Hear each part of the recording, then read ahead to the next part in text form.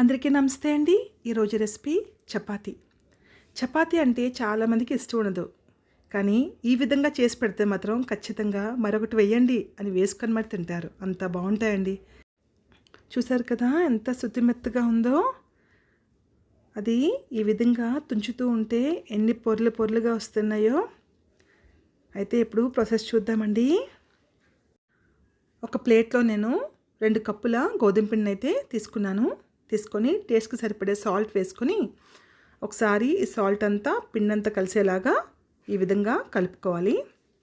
కలుపుకున్నాక ఇప్పుడు వాటర్ని కొంచెం కొంచెంగా మన అరచేతిలో తీసుకుంటూ దీంట్లో వేసుకొని కలుపుకోవాలి. ఒకేసారి వాటర్ వేసేయకూడదండి, నెమ్మదిగా వేసుకుంటూ కలుపుకోవాలి. ఇది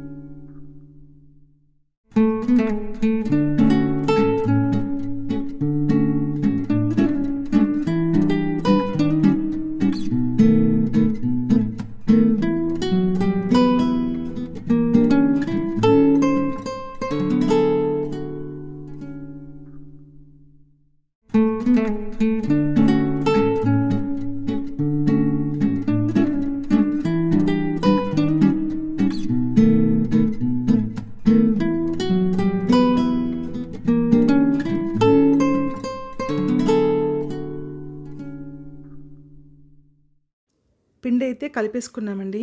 కానీ ఇప్పుడు దాని మీద ఎక్కువ ప్రెషర్ని, ఇప్పుడు వీడియోలో చూపించిన విధంగా ఎక్కువ ప్రెషర్ని అప్లై చేస్తూ పిండి అంతా కూడా కంటిన్యూస్గా కలుపుతూ ఉండాలి. ఈ విధంగా కలపడం వల్లనే చపాతీ అనేది సాఫ్ట్గా వస్తాయి అన్నమాట. కంటిన్యూస్గా ఈ విధంగా ఎక్కువ ప్రెషర్ అప్లై చేస్తూ కలుపుకోవాలి. 10 నిమిషాల పాటు ఈ విధంగా పిండిని బాగా కలుపుకోవాలి. కలుపుకుంటేనే చపాతీ బాగుంటుంది.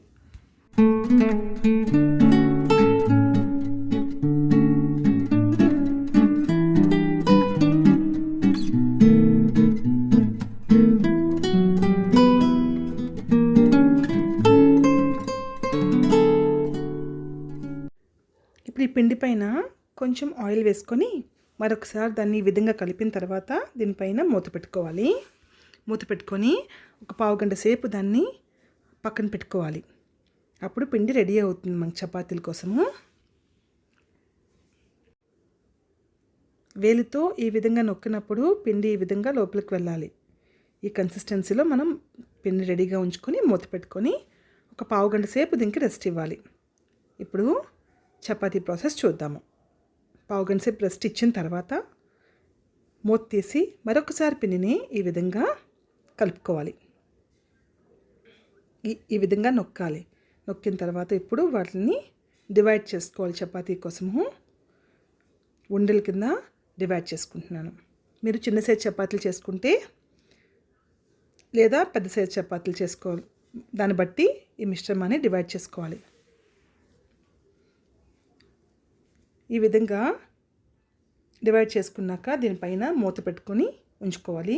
ఒక్కొక్క ఉండను తీసుకొని చపాతీ కింద పామాలి. అవి డ్రై అవ్వకుండా చూసుకోవాలి. మిగతా ముద్దలు ఉన్నాయి కదా, అవి మిగతా పిండి ముద్దల మీద మూత పెట్టుకొని ఇప్పుడు ఒక చపాతీని మనం ఈ విధంగా రోల్ చేసుకోవాలి. ఈ విధంగా రోల్ చేసిన తర్వాత కొంచెం ఆయిల్ వేసి ఆ ఆయిల్ చపాతీ అంతా స్ప్రెడ్ అయ్యేలాగా చూసుకోవాలి. స్ప్రెడ్ చేసిన తర్వాత ఇప్పుడు ఒక ఫోల్డ్ చేసి దానిపైన కూడా ఆయిల్ వేసుకోవాలి. మరొక ఫోల్డ్ చేసి దానిపైన కూడా కొంచెంగా ఆయిల్ వేసుకోవాలి. అలాగా ప్రతి ఒక్క ఫోల్డ్ పైన ఆయిల్ వేసుకుంటూ ఈ విధంగా మడత పెట్టుకోవాలి. ఇప్పుడు డస్టింగ్ కోసము మరి కొంచెం పిండిని ఈ విధంగా పీట పైన వేసుకొని చపాతీని చేసుకోవాలి. ఇది మరీ పల్చగా చేయకూడదు, అలాగని మరీ లావుగా కూడా ఉండకూడదు. చూసారు కదా, ఈ విధంగా చపాతీ చేసుకున్నాక దాని తాలూకా సైజ్ మీకు చూపిస్తున్నాను, చూసారు కదా, అంత మందంగా చపాతీని చేసుకోవాలి.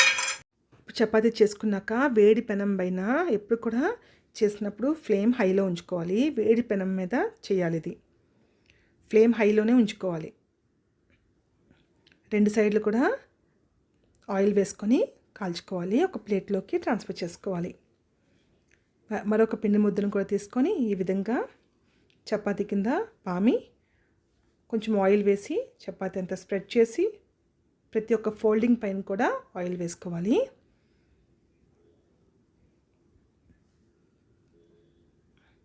ఈ విధంగా చపాతీ తయారైన తర్వాత ఎక్కువ మందంగా కాకుండా ఎక్కువ పల్చగా కాకుండా చపాతీని తయారు చేయాలి. థిక్నెస్ కూడా చాలా ఇంపార్టెంట్ ఇక్కడ. ఈ విధంగా చేసిన చపాతీని వేడి పెనం పైన హై ఫ్లేమ్లో 2 సైడ్ని కూడా ఆయిల్ వేసి కాల్చుకొని హాట్ ప్యాక్లో స్టోర్ చేసుకోవాలి. హాట్ ప్యాక్లో స్టోర్ చేసినప్పుడు మూత కొంచెం ఓపెన్లో ఉంచుకుంటే వాటర్ అనేది ఫామ్ అవుతుంది. అదేవిధంగా మిగతా అన్ని చపాతీలు కూడా చేసుకుంటున్నాను.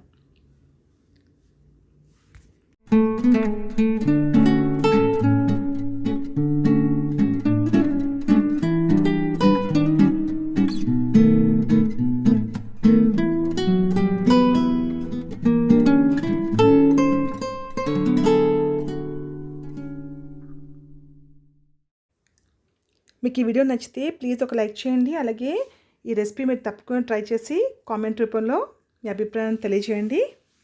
కొత్తగా ఛానల్ ఎవరైనా చూసేవాళ్ళంటే ప్లీజ్ ఛానల్ సబ్స్క్రైబ్ చేసుకోండి. ఇంతవరకు వీడియో చూసినందుకు thank you so much. Take care. Bye.